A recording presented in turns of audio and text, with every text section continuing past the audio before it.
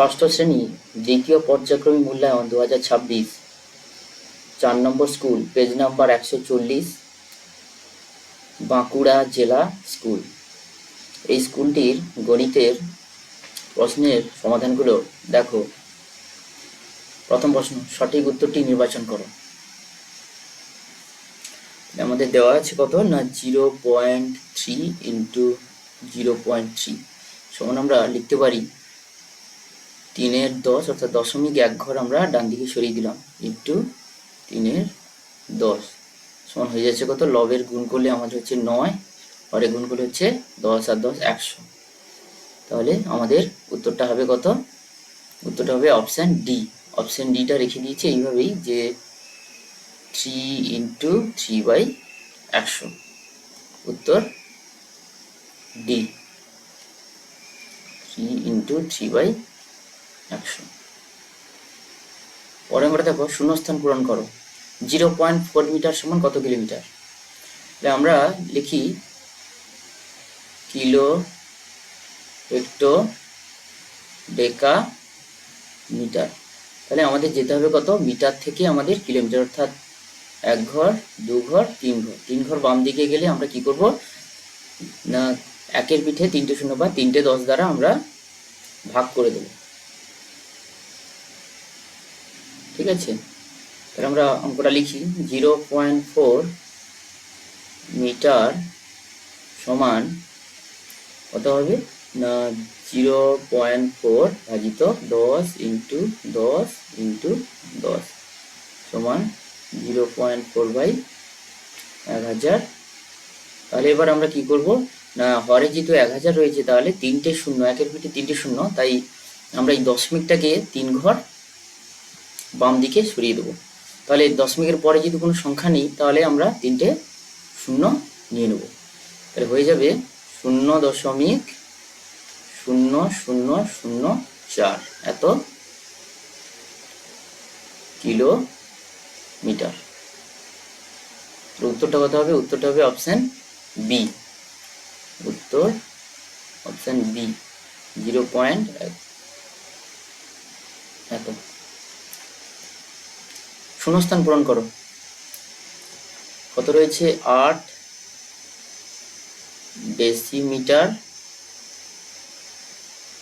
5 কত রয়েছে মিলিমিটার সমান। আচ্ছা, তাহলে কত মিলিমিটার? ডেসি থেকে আমরা কখন যাব, ডেসি, তারপর হচ্ছে সেন্টি, তারপর হচ্ছে মিলি। তাহলে আমরা 2 ঘর ডান দিকে যাব। তাহলে 2 ঘর ডান দিকে গেলে আমাদের কি করতে হবে না, দুটো 10 দ্বারা গুণ করব।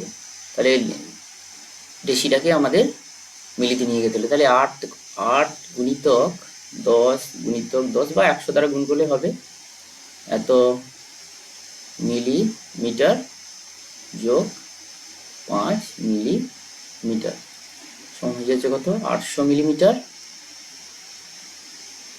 যোগ 5 মিলিমিটার সমান হয়ে যাবে 805 মিলিমিটার। পরে আমরা দেখো সঠিক উত্তরটি নির্বাচন করো। -59 এর সঙ্গে কত যোগ করলে +59 হবে?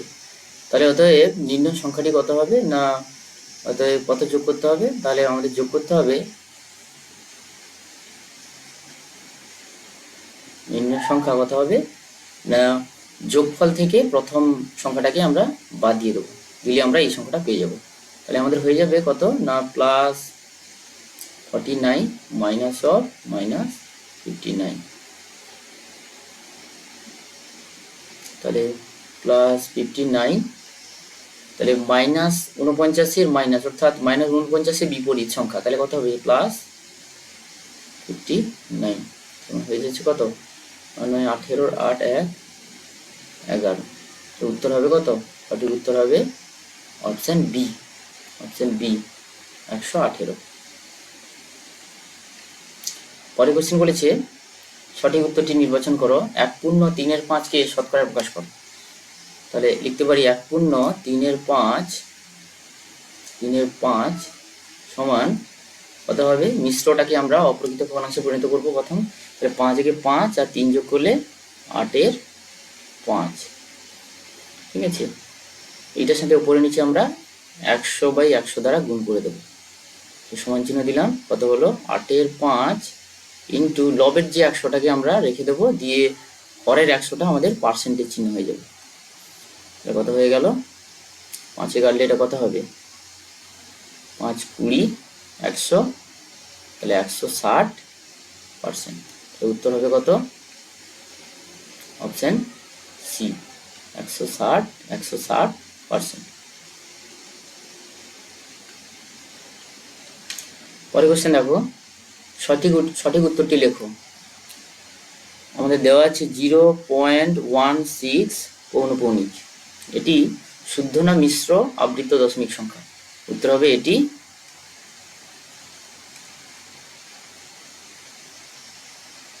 মিশ্র আবৃত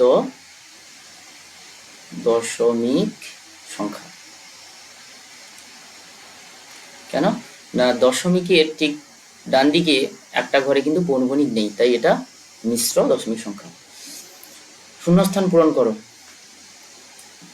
-15 সঙ্গে -17 সংখ্যা দুটির মধ্যে, -15 এবং -17 সংখ্যা দুটির মধ্যে বড় সংখ্যাটি লেখো। তাহলে দেখো, আমরা যদি সংখ্যা রেখাটা নিই, দুটোই -0, তাহলে বাম দিকে রয়েছে, একটা রয়েছে -15 আর একটা রয়েছে -17। তাহলে আমরা যত বাম দিকে যাব সংখ্যা তত ছোট হয়, আর যত ডান দিকে আমরা এগোবো তত সংখ্যার মান বাড়তে থাকে। তাহলে এখানে এই দুটোর মধ্যে সব থেকে বড় সংখ্যাটি কোনটা হবে, বড় সংখ্যাটি হবে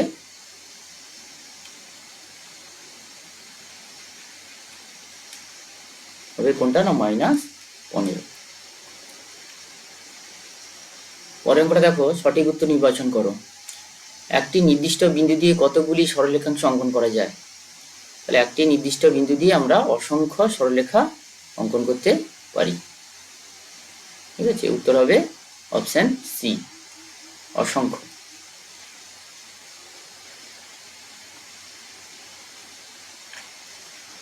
পরে কোশ্চেন 1-9 ঠিক সঠিক উত্তরটি নির্বাচন করো।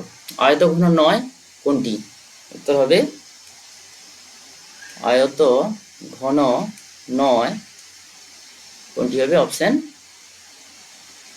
বি, জলের পাইপ। এটা চোঙ আকৃতির। 1-এর দাগে 10-এর প্রশ্ন, 3 ও +3 এর মধ্যে পার্থক্য কি? তাহলে আমরা প্রথম +3টা লিখি। +3 হলো একটি কি ধনাত্মক পূর্ণ সংখ্যা। +3 হলো একটি ধনাত্মক পূর্ণ সংখ্যা, যেটি শূন্যর ডান দিকে তৃতীয় ঘরে অবস্থান করছে, যেটি সংখ্যা রেখাতে শূন্যের ডান দিকে তৃতীয় ঘরে রয়েছে। ঠিক আছে, আর 3 এর অর্থ হলো, এটা কি, এটা হলো +3 এর পরম মান। এটা বলতে হবে 3 এর অর্থ হলো +3 এর পরম মান। 2 দিকে প্রথম হচ্ছে লসাগু নির্ণয় করো। তাহলে আমরা লসাগু করে ফেলি। তাহলে 24, 30, 48। প্রথম 2 দিলাম, 12, 2 দিলে 15, এটাকে 2 দিলে 24। পরে এটাকে আমরা 3 দিয়ে দিলাম, 3 4 12, 3 5 15, 3 8 24। এটাকে আবার 2 ভাগ দিলাম, 2 2 4, 5 নামলো 2 4 8। আরেকবার 2 দিলাম, 2 1 2, 5 নামলো 2 2 4। আরেকবার 2 দিলে 1 5, 2 1 2। আরেকবার এটাকে 5 দিয়ে দিলাম, 1 5 1 1। অতএব লিখতে পারি যে 24 30 ও 48 এর লসাগু।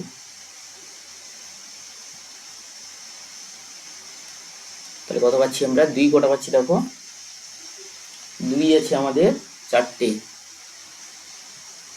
1 2 3, হ্যাঁ 2 আছে 4টে, 2 গুণিতক 2 গুণিতক 2 গুণিতক 2, 3 রয়েছে একটা আর 5 রয়েছে একটা।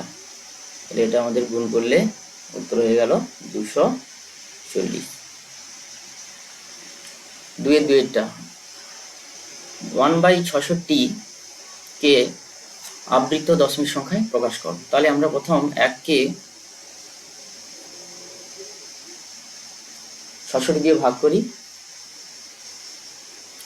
প্রথম একটা সংখ্যা দশমিক দিয়ে একটা শূন্য নিলাম, আর একটা শূন্য দিয়ে আর একটা শূন্য নিলাম।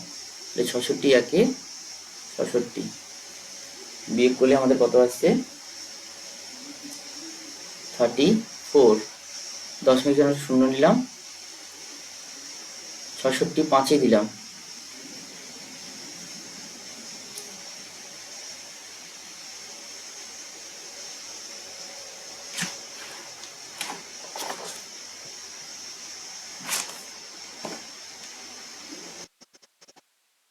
আচ্ছা 66 5-এ দিলে কত হচ্ছে আমাদের? 330। দেখে আমরা বিয়োগ করলাম, বিয়োগ করতে 10 দশমিক জন্য শূন্য নিয়ে নিলাম। তাহলে এটা আবার কত হয়ে যাবে? 66 একে 66 বিয়োগ করলে কত নামলো? 34 দশমিক জন্য শূন্য, আবার 5-এ দিলাম, কত হচ্ছে আমাদের? 330। আবার কত নামলো? 10 দশমিক জন্য একটা শূন্য নিলাম, আবার কত যাবে? 66 একে 66। তাহলে দেখো একই রকম ভাগফলটা রিপিট হচ্ছে এবার। তাহলে আমাদের এটা বিয়োগ করলে কত আসছে? 34 দশমিক জন্য একটা শূন্য, আবার 5-এ যাচ্ছে। ঠিক আছে, তাহলে এইভাবে ভাগফলটা দেখো রিপিট হচ্ছে 15 15 15। তাই এটাকে আমরা লিখতে পারি যে সংখ্যাটা বারবার রিপিট হবে তাহলে সেটাকে আমরা লিখে দেবো 1/66 সমান লিখতে পারি 0.015 এর মাথায় পৌনঃপুনি। ঠিক আছে, যে সংখ্যাটা রিপিট হবে সেটাই আমরা পৌনঃপুনিতে লিখবো। এখানে 15টা বারবার দেখো রিপিট হচ্ছে, 15 15 15 চলতেই থাকবে।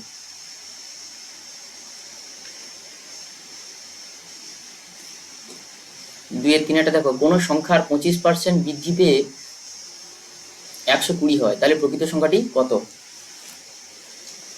তাহলে কোনো সংখ্যার 25% বৃদ্ধি পেয়ে হয়, তাহলে 25% বৃদ্ধি পেলে তাহলে কোনো সংখ্যা যদি আগে 100 হয় তাহলে এখন সেটা বৃদ্ধি পেয়ে কত হবে? 125 হবে। তাহলে আমরা এটাকে লিখতে পারি, কোনো সংখ্যা ভাষায় লিখছি, কোনো সংখ্যা 25% বৃদ্ধি পেয়েছে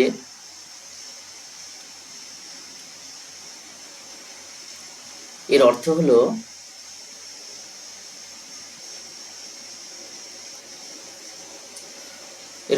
প্রকৃত সংখ্যাটা যদি 100 হয়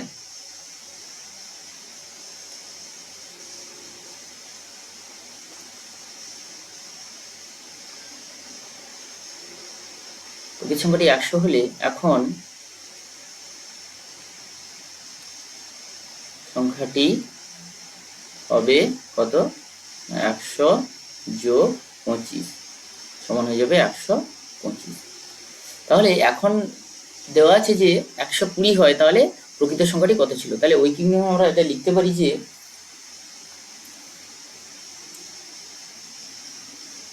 এখন সংখ্যাটি 125 হলে প্রকৃত সংখ্যাটি ছিল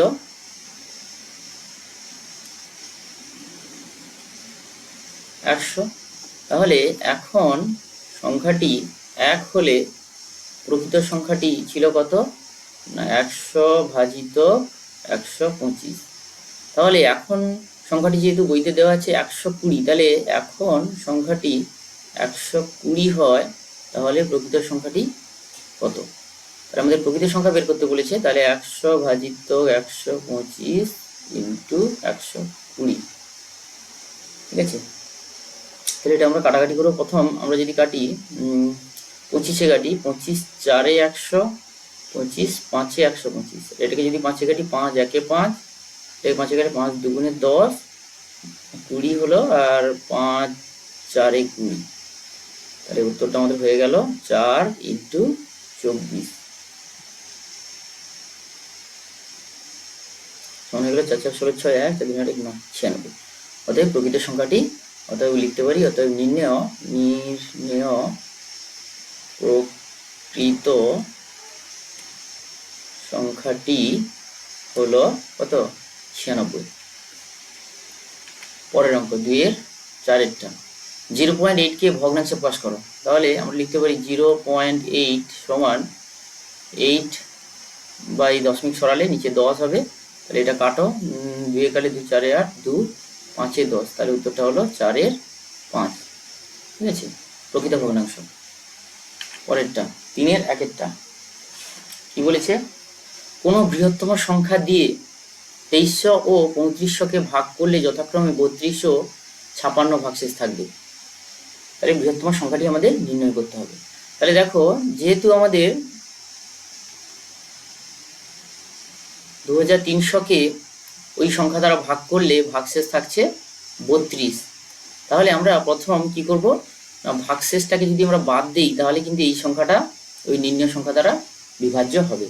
তাহলে এইটা -32 করলাম, আর 3500কে যদি ওই সংখ্যা দ্বারা ভাগ করা হয়, তাহলে ভাগশেষ থাকছে কত? 56। তাহলে 56 বাদ দিলাম, তাহলে কত হয় দেখি, বিয়োগফল 2268, আর এটাকে বিয়োগ করলে হচ্ছে আমাদের 3444। তাহলে এই দুটি সংখ্যা অবশ্যই ওই নির্ণয় সংখ্যা দ্বারা বিভাজ্য, অর্থাৎ ভাগশেষ 0 হবে। তাহলে আমরা এখানে লিখতে পারি, অতএব 2268 ও 3444 কে নির্ণেয়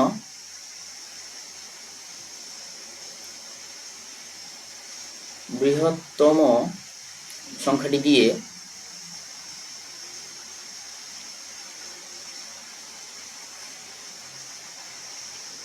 ভাগ করলে ভাগশেষ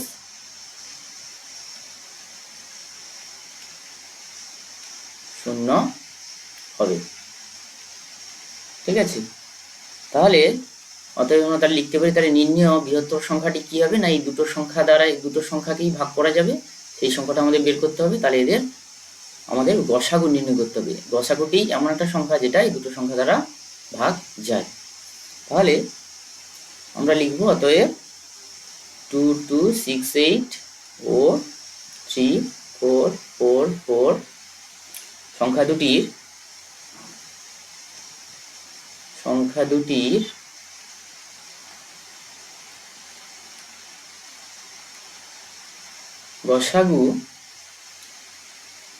গসাগুই হবে নির্ণেয় বৃহত্তম সংখ্যা।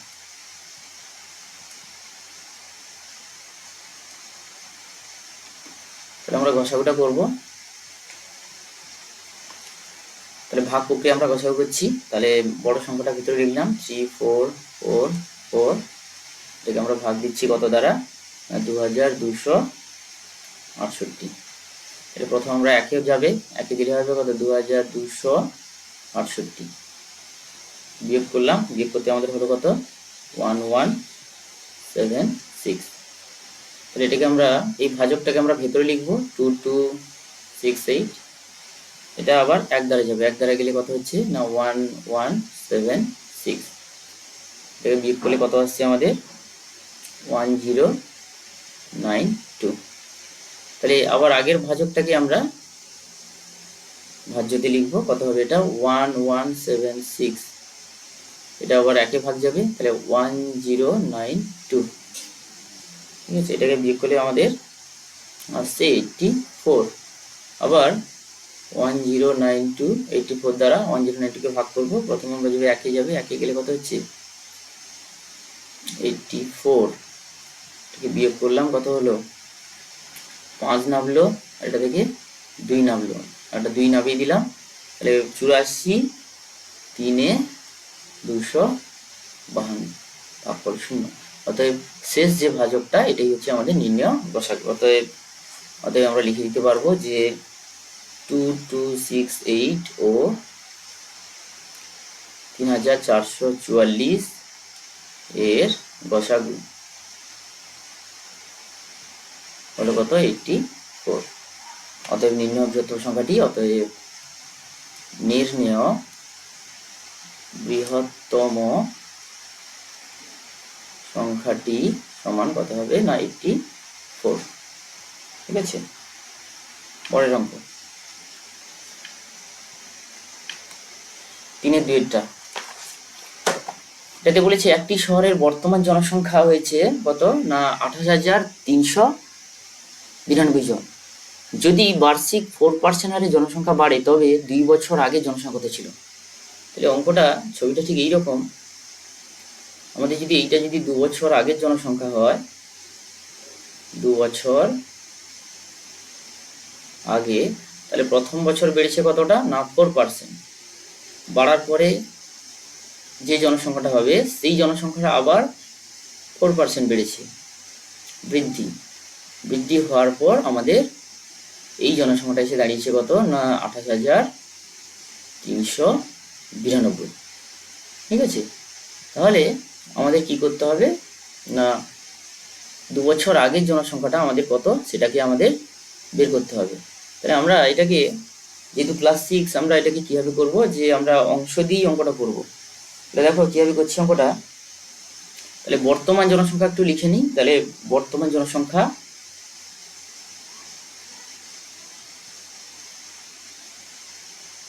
কত রয়েছে না 28,392 জন, ঠিক আছে।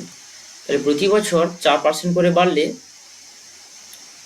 প্রতি বছর 4% করে জনসংখ্যা বাড়লে তাহলে প্রথম বছরের পর অর্থাৎ এইখান থেকে এই বছরের পরে জনসংখ্যা কত হবে। তাহলে আমরা এখানে অংশে একটা জিনিস ধরে নিতে পারি যে 2 বছর আগে জনসংখ্যা ছিল 1 অংশ, ধরি বা মনে করি 2 বছর আগের জনসংখ্যা সমান 1 অংশ, ঠিক আছে। তাহলে এই 1 অংশের মানটাই আমরা বের করব। 1 অংশ মানেই হচ্ছে আমাদের 2 বছরের আগের জনসংখ্যা। 1 অংশের মানটা বের করলেই আমাদের উত্তরটা বেরোবে। তাহলে আমরা লিখছি দেখো, তাহলে প্রথম বছর পর, তাহলে প্রথম বছরের শেষে জনসংখ্যা হবে, ওই শহরে লিখে দিই, ওই শহরের প্রথম বছর শেষে ওই শহরের জনসংখ্যা কত হবে। তাহলে আগে ছিল আমাদের 1 অংশ যোগ হয়ে কত হবে না 1 অংশের 4%, 4/100, এত অংশ সমান কত হয়ে গেল 1 যুক্ত 4/100, এত অংশ সমান কত দাঁড়ালো, যোগ করলে হবে 104 ভাজিত 100 এত অংশ, ঠিক আছে। তাহলে একইরকম ভাবে তাহলে আমরা দ্বিতীয় বছরে দেখো এখানে তাহলে আমাদের চলে এলো কত না 104/100 এত অংশ। তাহলে এই অংশটা আবার 4% বাড়বে, তাহলে ছিল এত, এখান থেকে আবার 4% বাড়াবো, বাড়িয়ে আমাদের হবে এই অঙ্কটা। তাহলে আমরা লিখতে পারি যে দ্বিতীয় বছরের শেষে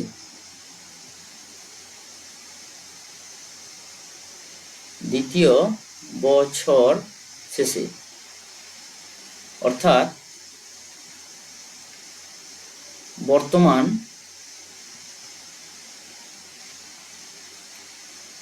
জনসংখ্যা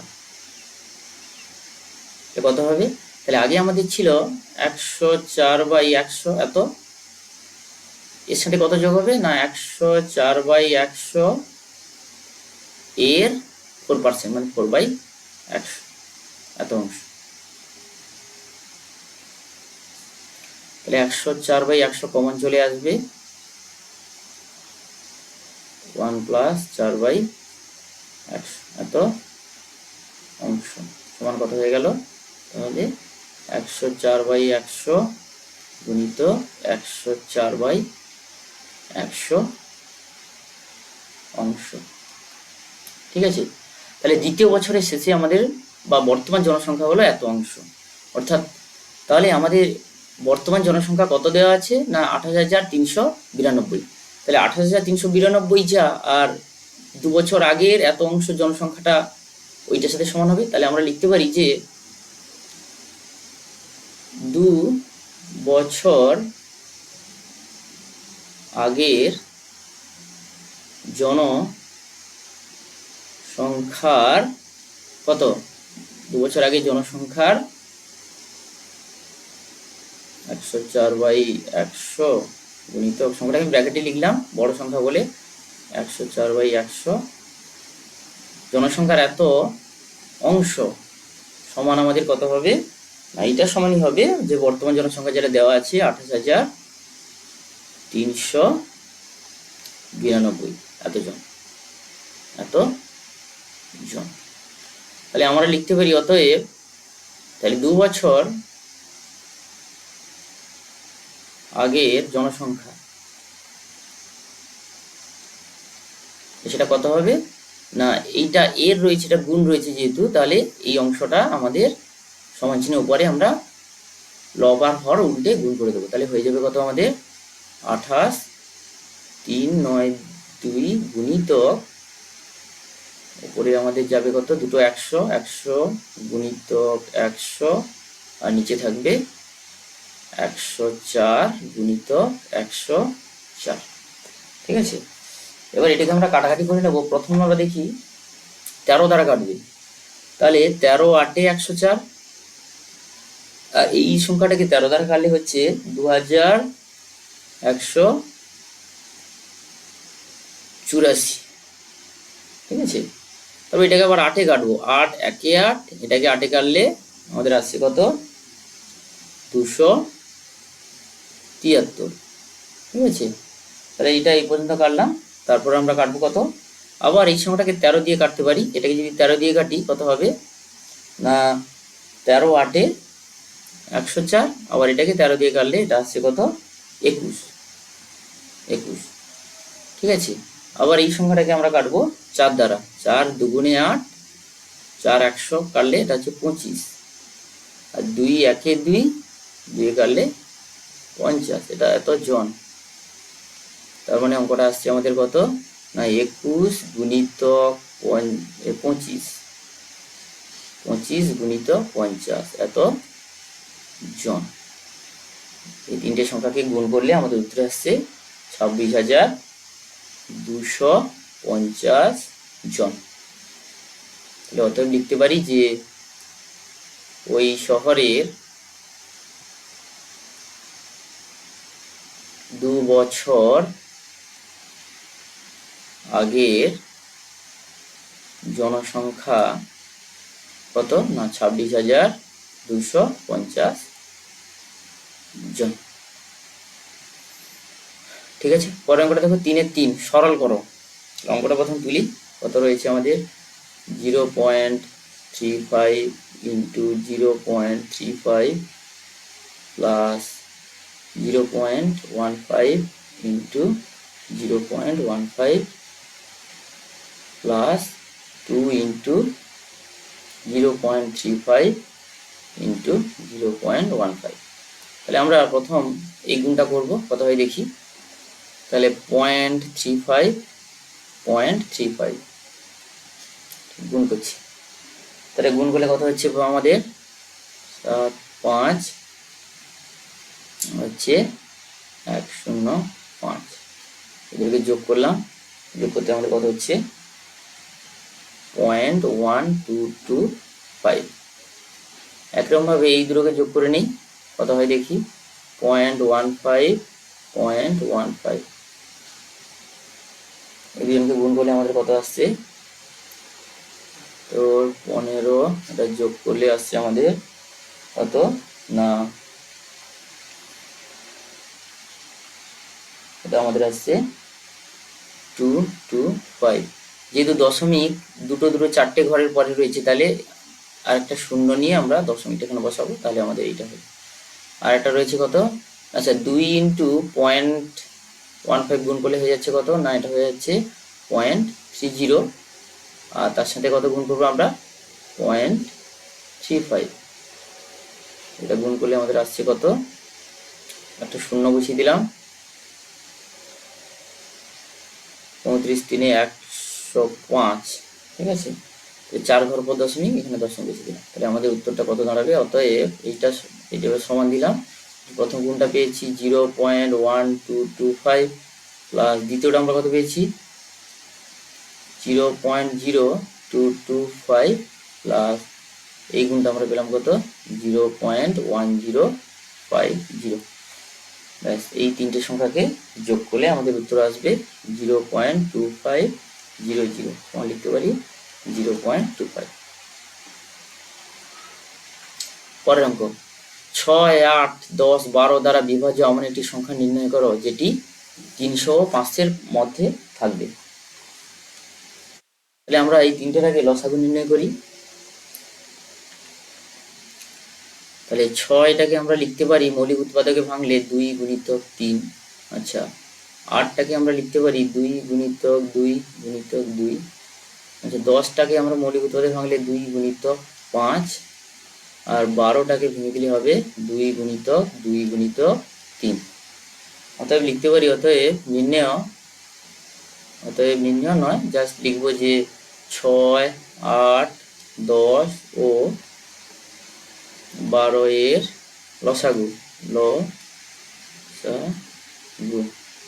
তাহলে আমরা নিয়মটা কি না, প্রথম চারটেতেই কে কে কমন আছে সেটা আমরা লিখবো, তারপর দুটোতে কমন, তারপর এইভাবে আমরা কমন করে করে আমাদের পাবো কত 2 গুণিতক 2 গুণিতক 2 গুণিতক 3 গুণিতক 5 সমান আমাদের লসাগুটা হয়ে গেল কত না 120, ঠিক আছে। তাহলে এবার আমরা দেখতে পাচ্ছি যে 120কে 6 8 10 12 এদের দ্বারা যদি আমরা ভাগ করি তাহলে অবশ্যই ভাগশেষ শূন্য হবে, অর্থাৎ ভাগটা সম্পূর্ণভাবে যাবে। তাহলে 120 সংখ্যাটি কার মধ্যে এটা থাকতে হবে না 300 ও 500 মধ্যে, ঠিক আছে।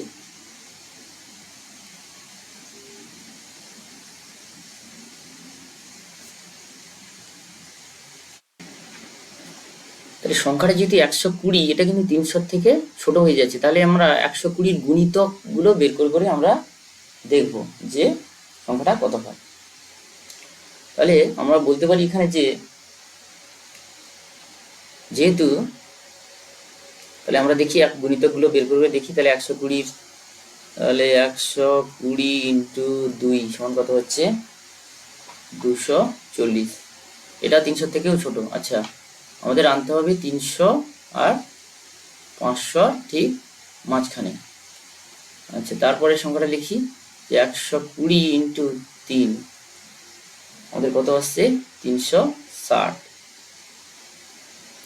আবার করতে পারি 120 ইন্টু 4 করে দেখি কত আসছে না 480, আরেকবার করছি 120 ইন্টু 5, তাহলে কত আসছে এটা 600টা 500 থেকে বেশি হয়ে যাচ্ছে।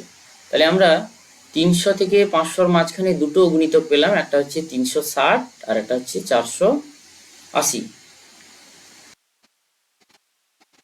তাহলে অতএব আমরা উত্তরটা লিখতে পারি কত না, তাহলে উত্তরটা আমরা লিখতে পারি যে 6 8 10 ও 12 দ্বারা বিভাজ্য সংখ্যাটি যা 300 ও 500 এর মধ্যে রয়েছে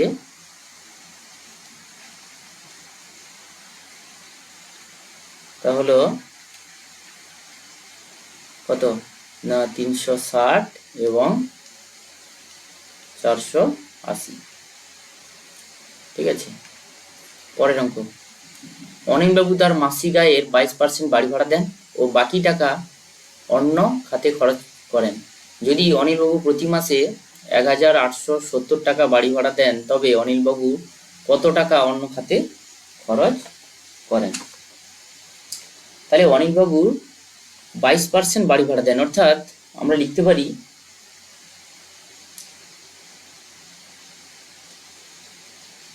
অনিল বাবু 22% বাড়ি ভাড়া দেন। এর অর্থ হলো তিনি 100 টাকা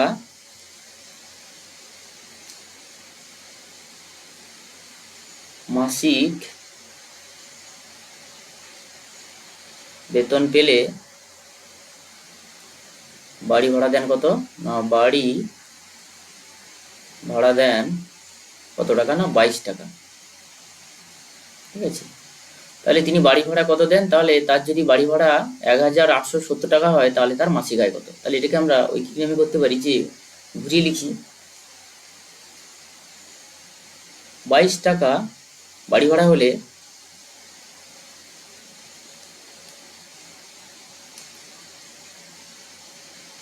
মাসিক আয় হয় কত 100 টাকা। তাহলে 1 টাকা বাড়ি ভাড়া হলে মাসিক আয় কত হবে 100/22 টাকা। তাহলে তিনি মাসিক বাড়ি ভাড়া দেয় কত 1870 টাকা। যদি তার বাড়ি ভাড়া হয় তাহলে তিনি আর মাসিক আয় কত হবে না 100/22 গুণিতক 1,7,0 এত টাকা। ঠিক আছে, তাহলে এটাকে আমরা প্রথম কেটে নিয়ে 11 দ্বারা কাটবো। 11 2 22, এটা 11 কাটলে কত হবে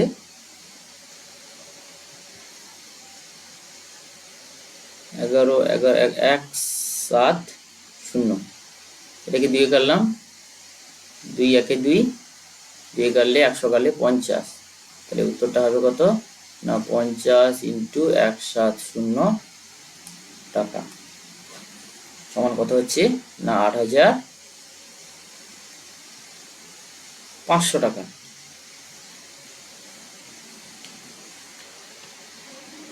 তাহলে এবার আমরা লিখতে পারি অতএব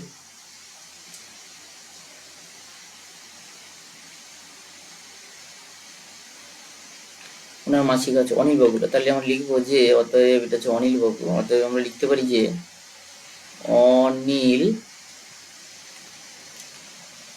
বাবুর মাসিক আয়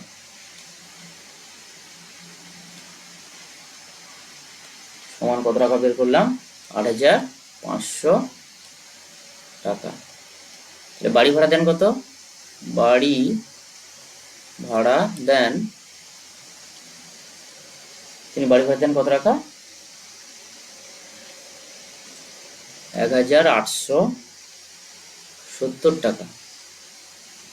তাহলে তার অন্য খরচ কত হবে, তাহলে মোট ইনকাম থেকে বাড়ি ভাড়াটা আমরা বাদ দিয়ে বাদ বাকি টাকাটা তার থাকবে কোথায় না খরচ হবে না বাদ বাকি টাকাটা খরচ হবে অন্য খাতে। সেটা আমরা কি করব, তাহলে মাসিক আয় থেকে বাড়ি ভাড়াটা বাদ দেবো। তো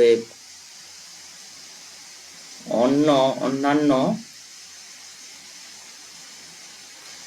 খরচ কত হবে, তাহলে মোট ইনকাম হচ্ছে 8,500 টাকা, সেখান থেকে বাড়ি ভাড়া হচ্ছে 1,870 টাকা, বাদ দিয়ে দিলাম। দিলে কত হচ্ছে আমাদের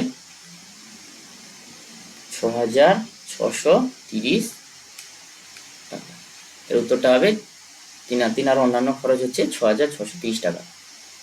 পরের অঙ্ক দেখো, প্রদত্ত জ্যামিতিক আকারের পরিসীমাটা নির্ণয় করো। অতএব আমরা একদম কি করব, যে কোনো একটা পয়েন্ট থেকে আমরা পরিসীমাটা হিসাব করা শুরু করব, এখান থেকে পরপর আমরা হিসাব করাটা শুরু করব এইভাবে। তাহলে আমরা একদম লিখে ফেলি, অতএব জ্যামিতিক আকারের পরিসীমা সমান, তাহলে কত হবে? তাহলে আমরা এই পয়েন্ট থেকে যদি শুরু করি, তাহলে প্রথম আছে 22 সেন্টিমিটার, তারপরে এই সাইড হচ্ছে 4 সেন্টিমিটার, এটা হচ্ছে 9 সেন্টিমিটার, এটা 11, এটা আবার 9 সেন্টিমিটার, এটা 4 সেন্টিমিটার, এটা আবার 22 সেন্টিমিটার, এটা হচ্ছে 4 সেন্টিমিটার, এটা আবার কত 9 সেন্টিমিটার, এটা আবার 11, এটা 9 সেন্টিমিটার, আবার 4 সেন্টিমিটার। এই কটা আমরা যোগ করে ফেলবো একসাথে। তাহলে সমান দিয়ে লিখে ফেলি, তাহলে 22 যোগ 4 যোগ 9 যোগ 11 যোগ 9 যোগ 4 যোগ 22 যোগ 4 যোগ 9 যোগ 11 যোগ 9 যোগ 4, এত সেন্টিমিটার। তাহলে যোগ করলে আমাদের উত্তর হয়ে যাবে কত না 118 সেন্টিমিটার।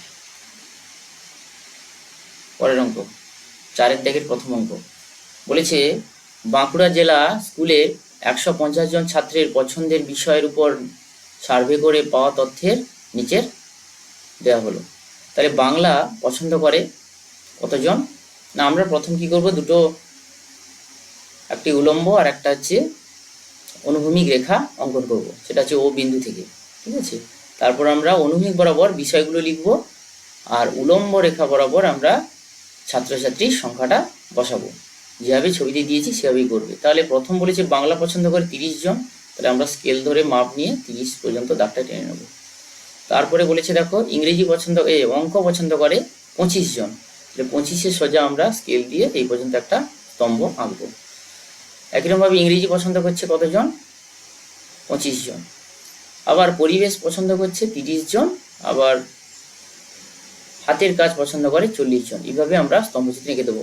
আর স্কেলটা আমাদের অবশ্যই লিখতে হবে, উলম্ব স্কেল এক একক সমান 5 জন ছাত্রছাত্রীকে বোঝানো হচ্ছে, অর্থাৎ এই এক একটি ঘর 5 জন করে বাড়ছে পড়ো, 5, 10, 15, 20, এইভাবেই আমরা স্কেলটা অবশ্যই লিখে দেবো। পরের অঙ্ক দেওয়া আছে, দেখো তোমাদের বিদ্যালয়ে ষষ্ঠ শ্রেণী 30 জন ছাত্রের ওজন কিলোগ্রামে লেখা আছে। তাহলে এর এই কাঁচা তথ্যগুলি সাজিয়ে পরিসংখ্যা বিভাজন তালিকা তৈরি করো। তাহলে আমরা এই ছকটা বানাবো। তাহলে প্রথম হচ্ছে ওজন, তারপরে ঘরে লিখবো ছাত্র সংখ্যা, তারপর লিখবো ট্যালি মার্ক, ঠিক আছে। এবার একটা কাজ আমরা করব, যে এই যে ওজনগুলো দেওয়া আছে প্রথম এগুলোকে আমরা ছোট থেকে বড় সাজিয়ে নেব, নিলে আমাদের অঙ্কগুলো করতে সুবিধা হবে। সেটা কেমন না, 31 কেজি ওজন কজনের রয়েছে, একজনের রয়েছে দেখো এখানে, তাহলে প্রথম লিখবো 31, কমা দিলাম। তারপর 32 কেজি কজন রয়েছে, 4 জন, তাহলে 32, 32, 32, 32, এবার লিখে দিলাম, কমা। তারপর দেখো 33 কেজি ওজন রয়েছে 2 জন, তারপর লিখলাম 33, 33, কমা দিয়ে দিলাম। 34 কেজি রয়েছে 4 জন, তাহলে লিখলাম 34, কমা 34, কমা 34, কমা 34। তারপর 35 কেজি রয়েছে 5 জন, তাহলে 5টা লিখবো, 35, 35, 35, 35, 35, এবার লিখে ফেলবো। তারপর দেখো 36 কেজি ওজন রয়েছে আবার 5 জন, তাহলে আবার এটা 36টা 5বার লিখবো, 36, 36, 36, কমা 36, 36। 37 কেজিও 5 জন রয়েছে, তাহলে 37, 37, 37, 37, 37, ঠিক আছে, হয়ে গেল। তারপর 38 কেজি ওজন একজন, তারপর 38, 39 কেজি ওজন একজন, 39, 40 কেজি 2 জন, 40, 40। তাহলে এইখানে যে তথ্যগুলো সম্পূর্ণ আমি শুধু প্রথমে তোমরা এটা করে নেবে, যে ছোট থেকে বড় আকারে সাজিয়ে নেবে, তাহলে এটা করতে সুবিধা হবে। তাহলে একজনের ট্যালি মার্ক, এইভাবে ট্যালি মার্কটা তোমাদের করে দিতে হবে। 5 দাগের প্রথম কোশ্চেন, সংখ্যা রেখার সাহায্যে যোগ করো। তাহলে তাহলে আমরা প্রথম একটা সংখ্যা রেখা আঁকি।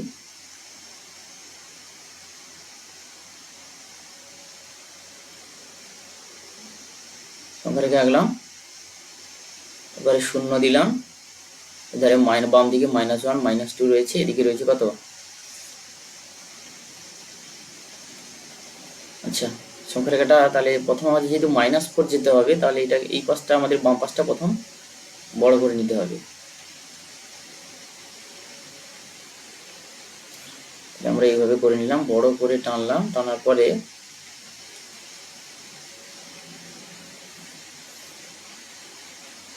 তাহলে আমি এখানে শূন্য দিলাম, তাহলে 4 ঘর -1 -2 -3 -4 -5, এদিকে দিলাম +1 +2 +3 +4 +5। তাহলে প্রথমে আমাকে যেতে বলেছে -4, অর্থাৎ মাইনাস মানে বাম দিকে যাব, শূন্য থেকে শুরু করব, করে বাম দিকে 4 ঘর যাব। তাহলে এইখান থেকে শুরু করে আমরা গেলাম প্রথম 4 ঘর, এতটা হলো। এটা হচ্ছে আমাদের কত না -4। তারপর ওখান থেকে আমাদের -4 থেকে আবার +7 ঘর যেতে হবে, মানে 1 2 3 4 5 6 7, অর্থাৎ এখান থেকে আসবো আমরা আবার এই পর্যন্ত, এটা উপরে লিখে দিতে হবে +7। তাহলে আমরা এই পর্যন্ত এলাম, ঠিক আছে, এই পর্যন্ত এলাম, প্রথমে এসেছিলাম এতটা, তারপর আবার বাম দিকে গেলাম, ডান দিকে +7 হলে ডান দিকে 7 ঘর এলাম, তাহলে +3 এসে আমরা দাঁড়ালাম। তাহলে আমরা দেখবো শূন্য থেকে কোথায় দাঁড়ালাম, শূন্য এখানে, তাহলে এইখান থেকে এই ডিস্টেন্সটা কতটা হচ্ছে, এটা হচ্ছে কত +3, এটাই আমাদের আঁকতে হবে। তাহলে উত্তরটা হয়ে যাবে কত, -4 +7 সমান উত্তরটা হবে +3। পরে কোশ্চেন, বিপরীত সংখ্যা সূত্র প্রয়োগ করে বিয়োগ করো। আমরা এটাকে লিখি, অঙ্কটাকে কত আছে না -17 -100 +3 -100 -15, অতএব দিলাম সমান, তাহলে আমরা লিখবো -17, এটা ঠিক রয়েছে। আচ্ছা, +3 এর আগে যেহেতু মাইনাস রয়েছে, তাহলে অর্থাৎ এটাকে আমরা লিখতে পারি, মাইনাসটাকে প্লাস চিহ্ন করে দেবো, দিয়ে আমরা লিখবো যে +3 এর বিপরীত সংখ্যা।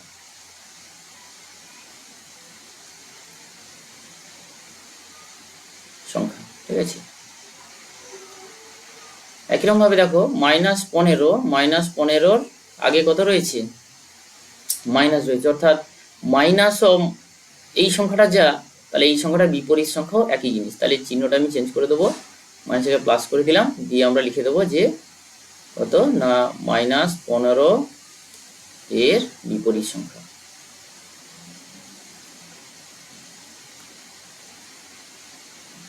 ঠিক আছে, তাহলে এবার সমান চিহ্ন দিলাম, তাহলে লিখলাম -17 প্লাস, তাহলে +3 এর বিপরীত সংখ্যা কত হবে, -3 প্লাস -15 এর বিপরীত সংখ্যা কত হবে, +15। ঠিক আছে, এবার আমরা দুটো সংখ্যা করে করি, তাহলে -17 আর -3 কত হয়, এটা হবে -20 +15, তাহলে -20 আর +15 যোগ করলে আমাদের হবে -5। পরের অঙ্ক, সরলতম মান নির্ণয় করো। অঙ্কটা আমরা তুলি, +20 এর বিপরীত সংখ্যা -7 এর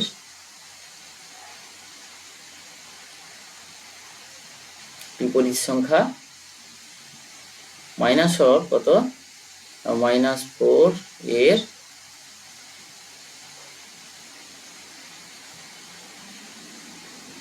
সংখ্যা -8। তাহলে অতএব দিলাম, তাহলে সমান চিহ্ন দিয়ে লিখতে পারি, তাহলে +20 বিপরীত সংখ্যা কত হয়, -20 মাইনাস, আচ্ছা -7 এর বিপরীত সংখ্যা হয় +7 মাইনাস, আচ্ছা -4 এর বিপরীত সংখ্যা হবে +4 -8। তাহলে আমাদের এই জায়গাগুলোকে প্লাস করতে হবে সব। তাহলে এটার জন্য আমরা কি করব, আরেকবার লিখতে পারি যে -20, তাহলে মাইনাসটাকে প্লাস করে কি করবো, +7-এ বিপরীত করে দিলেই আমাদের হয়ে যাবে। এটা করবো যে +7 এর বিপরীত সংখ্যা।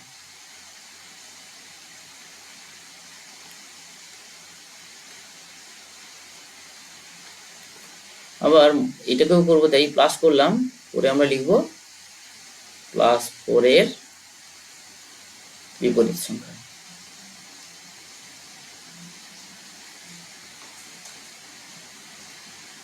একরকম ভাবে এখানে যেহেতু মাইনাস রয়েছে আমরা লিখতে পারি প্লাস দিয়ে কি লিখবো না -8 এর বিপরীত সংখ্যা।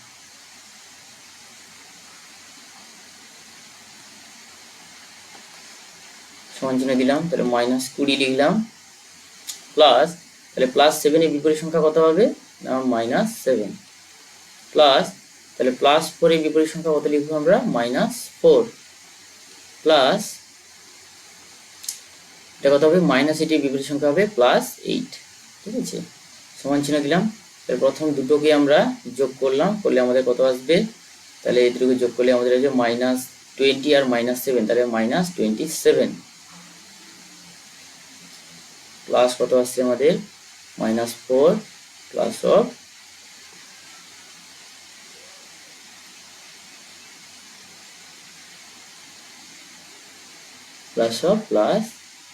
+8। আবার এই দুটো সংখ্যাকে যোগ করব প্রথম, করলে আমাদের কত আসবে -27 আর -4 -31 প্লাস অফ +8। আচ্ছা, -8 থেকে আমরা +8 বাদ দিলে তাহলে কত হবে আমাদের কত হবে, তাহলে এটা আমাদের বাদ যাবে 3, 23, কতটা হবে -23।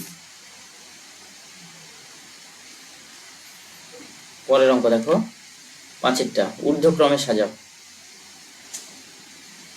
5-এর 5 দেখে অঙ্ক দেখো, ঊর্ধ্বক্রমে সাজাও। আমরা একটা প্রথম নাম্বার লাইনটা নিই, মাঝখানে আমাদের 0 রয়েছে। তাহলে ঋণাত্মক সংখ্যা কটা রয়েছে, কি 3টে রয়েছে। প্রথম আছে -1 রয়েছে, তারপর রয়েছে -2, তারপর রয়েছে -5, আর ডান পাশে রয়েছে কত +4 আর +7। তাহলে 1 2 3 4 5টা সংখ্যা। ঠিক আছে, তাহলে আমরা বাম দিক থেকে ডান দিকে গেলে সংখ্যার মান ক্রমশ বাড়ে। তাহলে আমরা করতে পারি যে ছোট থেকে ঊর্ধ্বক্রমে সাজাও। ছোটটা সব থেকে ছোট হচ্ছে -5, তার থেকে বড় হচ্ছে কত -2, তার থেকে বড় কত -1, তার থেকে বড় হবে কত +4, তার থেকে বড় হবে +7।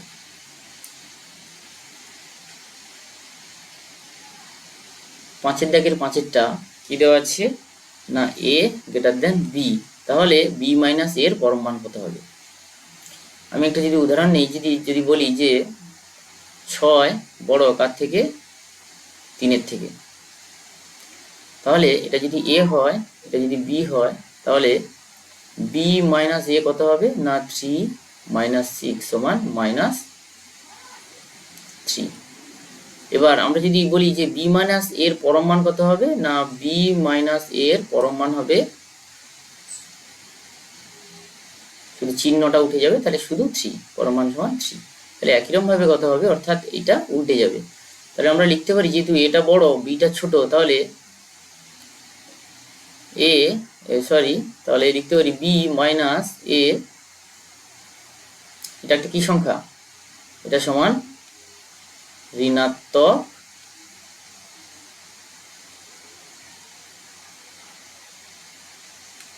সংখ্যা। ঠিক আছে, বা লিখতে পারি ঋণাত্মক নিয়ন্ত্রিত সংখ্যা, এটাও বলা যেতে পারে। তাহলে এইটা যদি ঋণাত্মক হচ্ছে, তাহলে b - a এর পরম মান হয়ে যাবে, পরম মান কত হবে না a - b, কারণ b - a সমান, এই উদাহরণটা যদি টানি আমরা, b - a সমান কত হচ্ছে -3, তাহলে a - b তাহলে কত হবে শুধু 3। তাহলে আমি বলেছি পরম মানে চিহ্ন থাকবে না, তাই এটাকে আমরা ঘুরিয়ে লিখবো a - b।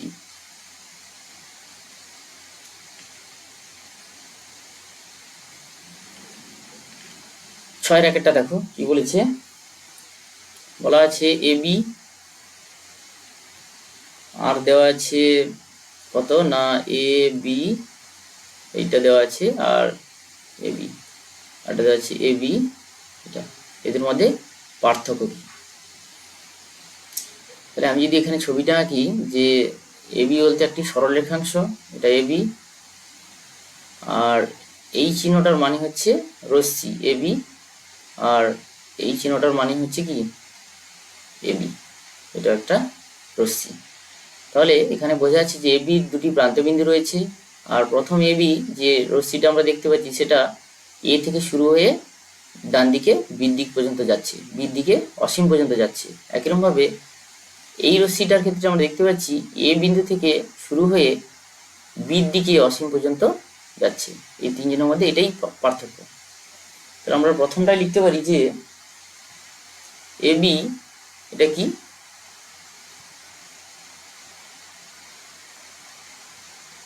একটি সরল রেখাংশ, সরল রেখাংশ যার দুটি প্রান্তবিন্দু রয়েছে।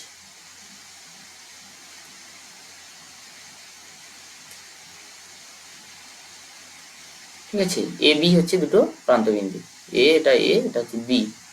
একইরকম ভাবে লিখতে পারি এ বি, এদিকে দিচ্ছি না, তাহলে এর অর্থ কি হলো, এটি একটি রশ্মি, এ বি একটি কি,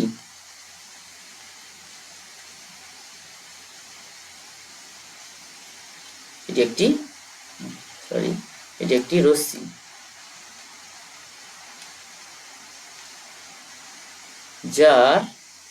যা এ প্রান্তবিন্দু থেকে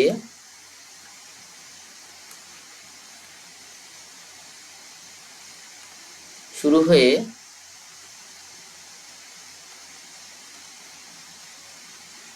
ডান দিকে অসীম পর্যন্ত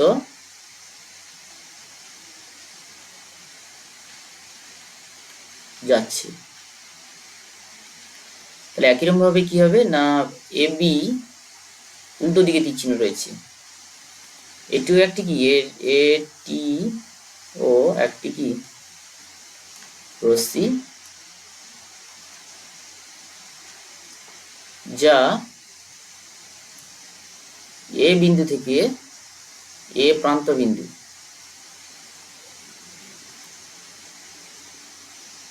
থেকে শুরু হয়ে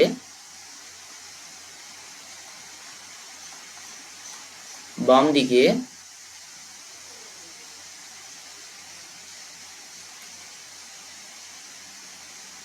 অসীম পর্যন্ত যাচ্ছে। ঠিক আছে, পরেরটা বলেছে অথবাতে 5টি সরলরেখা সর্বাধিক কটি বিন্দুতে ছেদ করবে। ঠিক আছে, 5টি সরলরেখা সর্বাধিক কটি বিন্দুতে ছেদ করবে, একটি সূত্র লিখে নাও।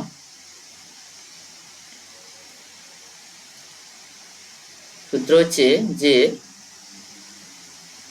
n সংখ্যক সরল রেখার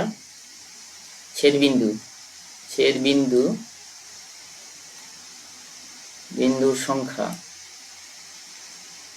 কত হবে না n গুণিতক n বিয়োগ 1 ভাজিতক 2 এত টি। সবাই কিন্তু অসমরেখা হতে হবে। তাহলে আমাদের এখানে যেহেতু বলা আছে 5টি সরলরেখা, তাহলে সরলরেখার সংখ্যা কটা, সরল রেখার সংখ্যা আমাদের দেওয়া আছে কত, n সমান 5 দেওয়া আছে, 5টি। তাহলে আমরা লিখতে পারি অতএব ছেদ বিন্দুর সংখ্যা, ছেদ বৈশিকার বিন্দুর সংখ্যা কত হবে, n এর মান 5 গুণিতক 5 বিয়োগ 1 ভাজিত 2 এতটি। তাহলে কত হবে, এটা সমান চিহ্ন দিলাম, 5 গুণিতক 4 ভাজিতক 2, 2 দিয়ে কেটে গেল, 2 একে 2, 2 দুগুণে 4 সমান 5 দুগুণে 10টি, 10টি বিন্দুতে ছেদ করবে। পরেরটা বলেছে দেখো অসমরেখা চারটি বিন্দু দিয়ে কটি সরলরেখা আঁকা যাবে? তাহলে এই অঙ্কটা আমরা একটা ছবি আঁকি যে এই একটা বিন্দু, এই একটা বিন্দু, এই একটা বিন্দু, এই একটা বিন্দু। তাহলে এই চারটি বিন্দু দিয়ে কতগুলি সরলরেখা আঁকা যাবে? তাহলে আমি এঁকে দেখেছি এই একটা হলো একটা, দুটো, তিনটে, চারটে, পাঁচটা, ছটা, এ বি সি ডি। তাহলে আমাদের উত্তরটা কি হবে? উত্তরটা হবে তাহলে অসমরেখ চারটি বিন্দু দিয়ে ছটি সরল রেখা আঁকা যাবে।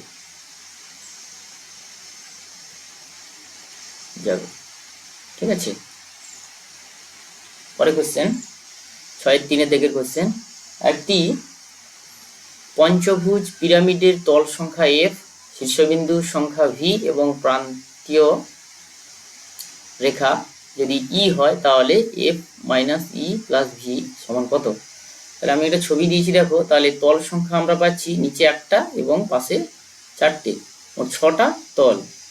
শীর্ষবিন্দু রয়েছে কটা? 6টা। আর প্রান্ত রেখা এই ধাররেখাগুলো রয়েছে 10টি, নিচে 5টি উপরে 5টি। তাহলে আমাদের হচ্ছে কত? f minus E plus V সমান কত লিখবো? 6 মাইনাস 10 প্লাস 6। তাহলে প্রথম দুটোকে আমরা যদি যোগ করি তাহলে হচ্ছে -4, আবার -4কে 6 যোগ করলে হচ্ছে +2। উত্তর হবে +2 বা 2।